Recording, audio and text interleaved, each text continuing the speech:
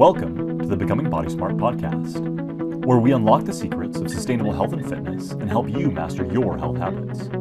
If you're tired of quick fixes, generic blueprints, and chasing short-term results, you're in the right place. It's time to become body smart. Today we wanted to talk about mobility flows. So we wanted to talk a little more. It's been a common topic that people have hit us up about, like what are some of the mobility things that we can do? So, we always talk about some of those 4 key elements of how to perform well is we have to have good mobility, stability, strength, and power. And so mobility really is an important thing.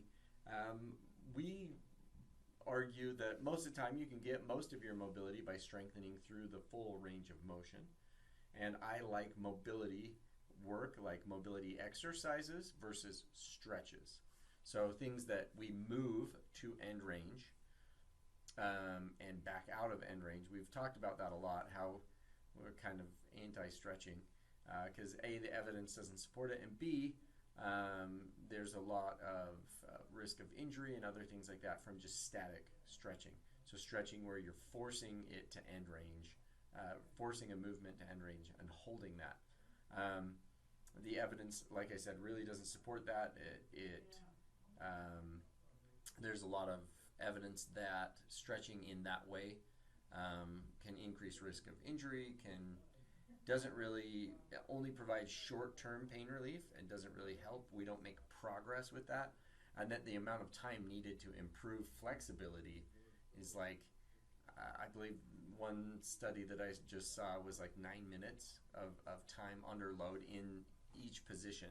It requires 9 minutes to be able to actually make any changes to the tissue. So 9 minutes of total end range time. That's a lot. I mean, 3 sets of 30-second holds on a hamstring stretch has been shown over and over again to not really improve mobility, flexibility, whatever. It just improves stretch tolerance in the short term, but by the next day, by the next hour, you're back to where you were before. So. Yeah. Well, let's talk a little bit about why it's so important to use the muscles in mobility work. Good and point. One of the things to understand is that, like, when we're just trying to put ourselves into kind of that passive stretch end range, it's actually pulling on our muscles differently than if we're using active muscle movement, right? The line of pull is different, which means the signal that area is going to receive is different.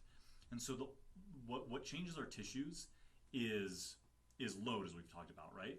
Our body has mechanisms for sensing the load within our muscles, within our tendons, within our bones, and it makes adaptations based on the loads that it experiences. And so when we're using those active muscle movements, we're loading the body in line with how it actually is meant to move, right? And so as we're going in and out of end range using active muscle movements, we're moving in a pattern that again, the body was designed to move in. And so that means that it gets loaded and those adaptations get signaled in the way that's going to be most useful to us. Yeah. And so, and as we talked about before, it's more bang for your buck when you're doing some of those active movements, right? Because all of us have limited time, right? I guess if we had all the time in the world, we didn't have to make money or anything. Like, stretch to your heart's content, I guess. But in trying to make the most out of our time, these can be really beneficial. One is like some of the mobility flows that we show you, they're actually a really great way to warm up your tissues, right? Get them ready for the types of movements that you're going to do, right? Move them through the range of motion that you're going to use in the workout, like whether it's strength training or even like a cardio workout or whatever you're doing, right? Or you're going to go play a sport, right? Mm-hmm. Having this kind of active movement is going to just prepare your muscles, your tendons, and your brain for the activities that are going to come. And so again, if we keep our body's moving, that's really going to warm up the tissues. That's going to get the fluid moving around the joint in such a way that it's going to make activity a lot more efficient and a lot more fluid, which means that we're going to move better and be less likely to get injured. Right. So Marc uses the word tissues, right? So the reason why it's not just warm up your muscles, it's everything. It's like he said, the joint fluid, the tendons, ligaments, bones, like all of those things kind of need a bit of prep. Your brain needs prep that, hey, this is what we're going to do. And so a good warm-up really is helpful in not only, avoiding injury or things like that, but actually in getting the most out of a workout. Just starting off full bore often is not a good idea. And so being able to warm up a little bit, improve blood flow, tissue pliability, all those things, because you've kind of warmed it up and prepared your brain to know that it's going to move to end range and move in these different ways, and prepared your muscles to be able to do that as well. Really helps avoid injury and it keeps you safe. So that being said, it often does just feel good too to take your body through like 2 full end range of motion. It's, if you watch the way cat or dog wakes up and stretches in the morning, it's not that they're forcing end range so much. What's it called again, Mark? Pendiculation. That's You're welcome. When an animal like stretches, what they're doing is they're moving in a way where they fire their muscles to take them to that end range, right? They do the kind of downward dog position or some other things like that. They arch their back, and so they're kind of pushing those muscles back to stretch, but they're using their body to get there instead of using like an external object and then like blocking my elbow and then forcing it there, versus just stretching by pulling that arm back and firing those muscles all the way. That's going to give us more bang for our buck because we're using our muscles, if that makes sense. So Christy, I love it. I was just trying to remember that word. Yeah. Yep. Pendiculation. That's one I probably won't remember because I don't think I'll ever use it except for during these talks. So you have a mark for it. Right. That's exactly. So we want to take you through some of our favorite mobility flows. And the clinic is busier than we anticipated today. Let's run downstairs to the studio. Do you want to turn your phone on and run downstairs to the studio really quick? Yes. Turn all the lights on, and we'll do it down there. And then I'm pretty sure Greg's gone today. And so then we can do some of those mobility flows down there. So we'll let Mark get that set up, and hopefully he can join the call, and we'll put it on him, and then I'll run downstairs.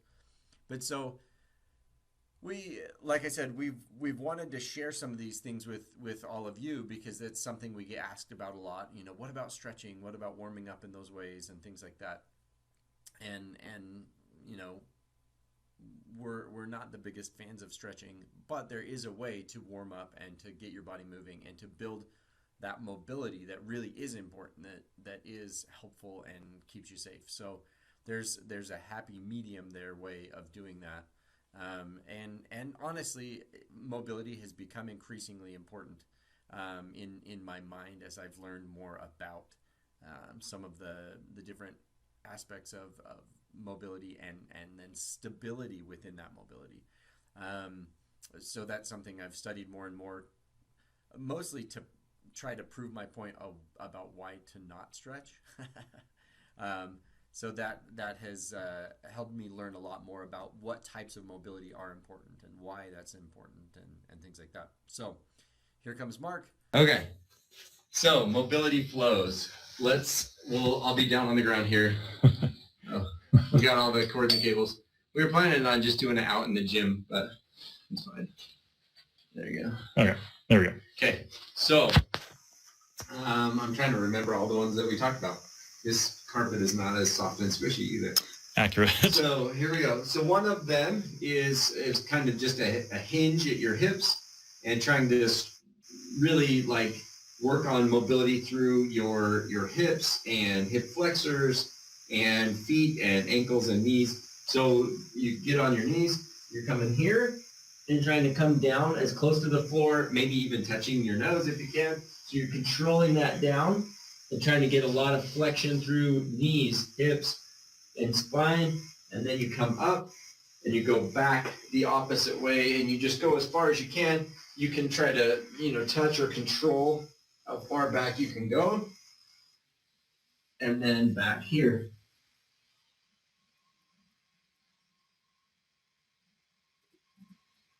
So that's a good one. In this same kneeling position, then you can go warm up kind of the spine, mid-back, shoulders. So we're here, and you can reach under and really try to reach as far as you can, and then up and under and up. So, and really try to focus on your breathing as you do this. And try to just take everything to end range and fire those muscles at the end range. Okay, what's another one?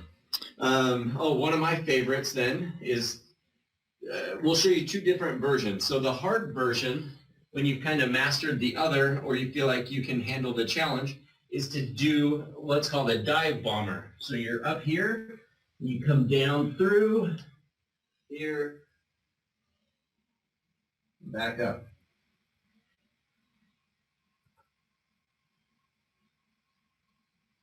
So if that seems a little challenging, a little too difficult, you can start here instead with kind of this position here. And the more you can sit back, like instead of here, sitting back like this, and get to where you can tolerate that, that helps a lot with some of that mobility. So you're here,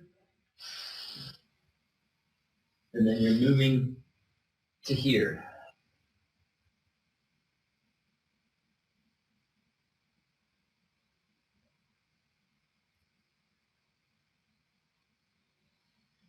You're just moving in and out of those ranges and trying to control that motion. Lunge. Oh, and then the lunge one. Yeah, I love this one. So you're here. So you're in this tall kneeling again. You're here. You really lean forward as far as you can, trying to get as much knee flexion, keeping the heel down as much as you can. Getting, opening up your hip flexors and everything here. On this side, and then here, and then you're moving back into a hamstring stretch just as far back as you can go. So forward and back. And forward and back. Make sure that on the opposite side. Better at that, yeah. So we're here forward. Keeping the chest up tall so you really can feel that in your hip flexor there. You're moving back. And if I come up on my toes, it allows me to get down, bending my knee a little bit more. But you can, that just depends on you. You can modify those things slightly as you need to. So I can sit down a little bit more if I bend that. And so I can feel that in the hamstring a little more.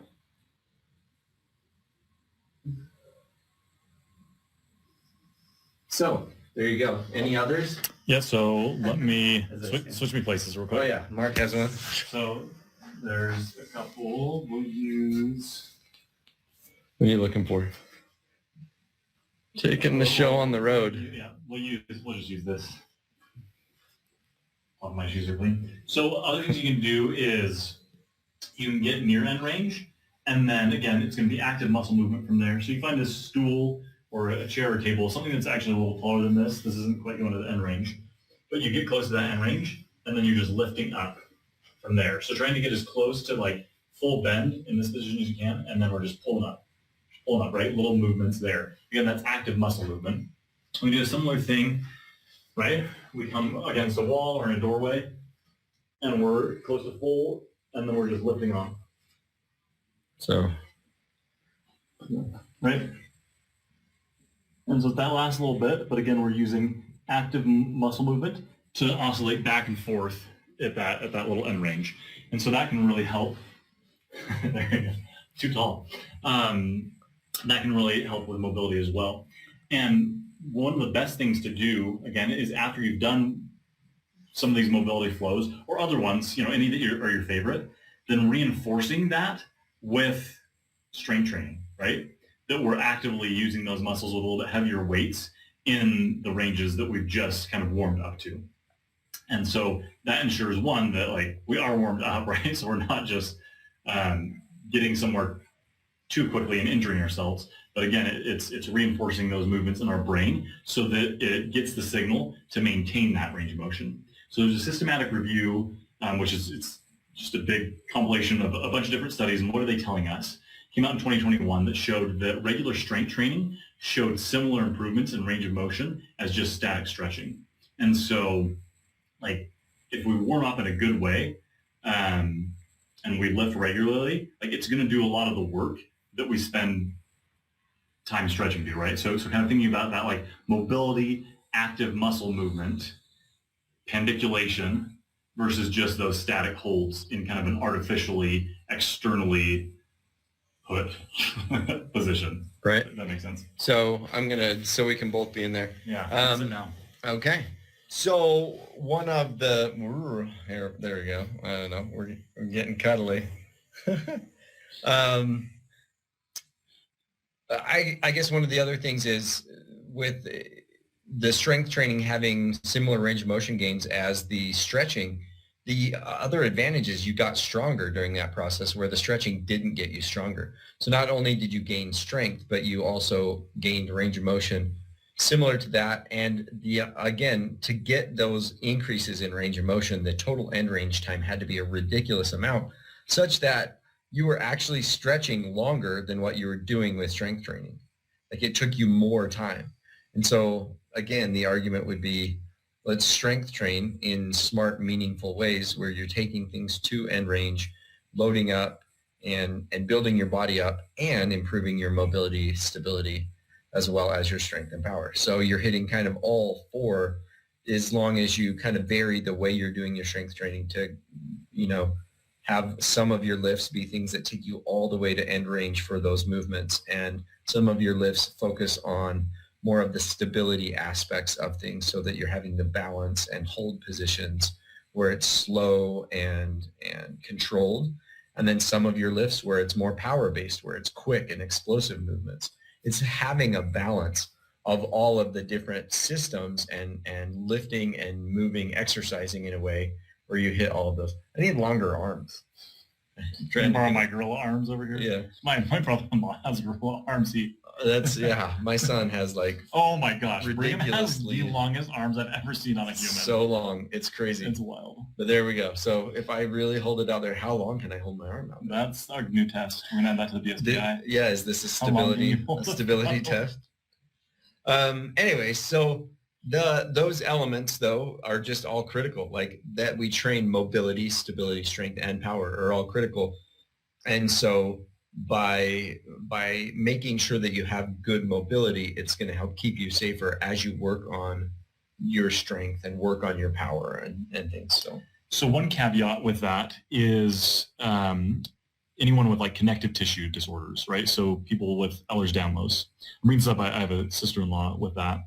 And so Cameron talked about going to end range. And for those people, their end range is what we call extra physiological. What I mean by that is it's past the norm for most people.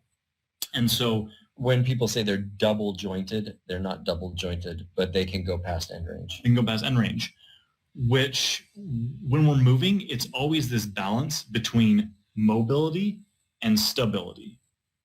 And so if we have too much mobility, that means that we're not going to be able to stabilize as well, and our risk for injury goes up. And so the shoulder is a really great example. It's got a ton of mobility, right? We can move it in so many different directions.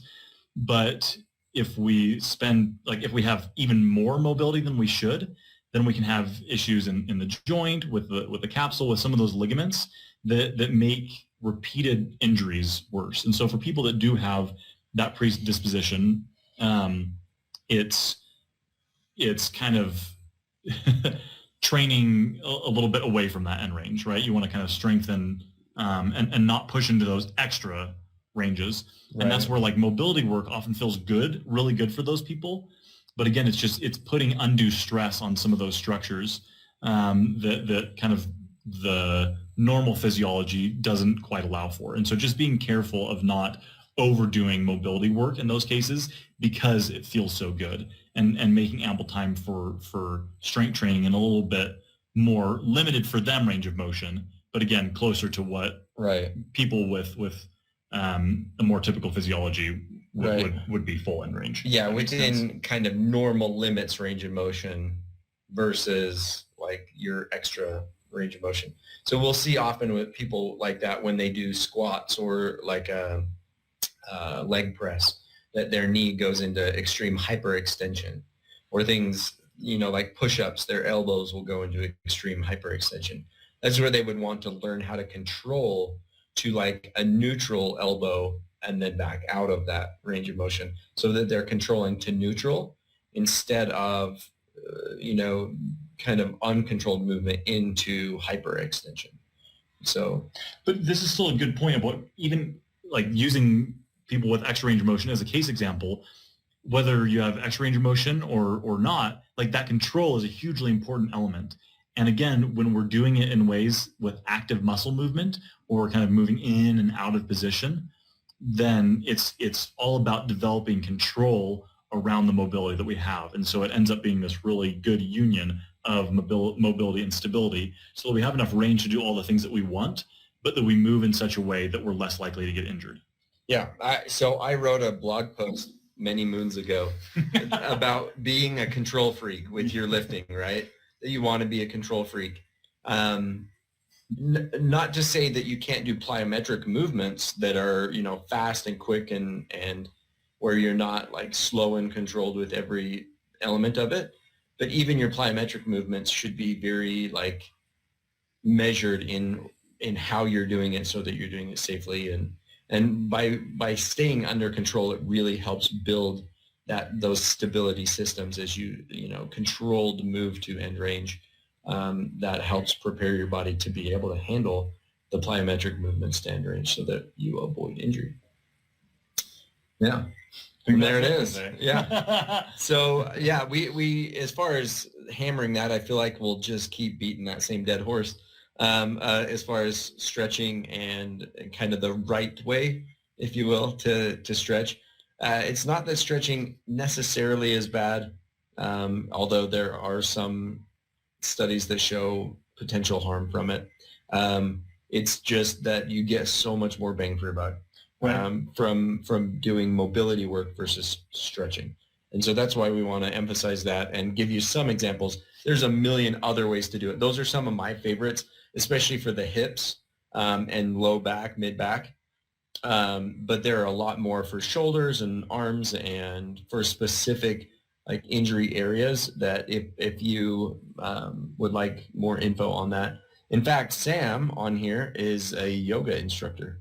And so she probably has a lot more, and she's probably like laughing at me how poor my mobility is. That's why we didn't show me doing those. But anyway, those are just some ideas, and some of the ones that I've personally been working on for both my knees to keep my knees bulletproofed, as well as kind of like hips and low back, or I'm always tight in my hamstrings, and so I get some low back pain because of that. And so I've been working on that quite a bit more, and I feel like it's been very helpful. So anyway, thanks so much for joining us today. And yeah, we're excited to share more with you. Let us know if this was helpful, to be able to see some of this stuff in motion, to see us do some of these exercises and give you some ideas. We'd love to know, like, if you thought this was helpful, drop a 1 in the chat. Just the number 1, comment that in the chat, so that we can, continue to do more of stuff like this if you felt like that was helpful. And we'll maybe be a little bit better prepared with tripods and stuff, so that we thought we were going to do it upstairs. But anyway, okay, thanks so much. And we look forward to seeing you on the next call on Monday. And then, yeah, Thanksgiving is around the corner. So enjoy your weekend, stay healthy, and have lots of fun, and we'll see you on Monday. Thanks for listening to the Becoming Body Smart podcast. If you have questions, thoughts, or want to continue the conversation, reach out to us on our socials or join our community. Don't forget to subscribe, rate, and leave a review. It helps us bring you even more valuable content. Remember, sustainable health is a lifelong journey, and we're here to support you every step of the way. Live longer, live stronger, and become body smart.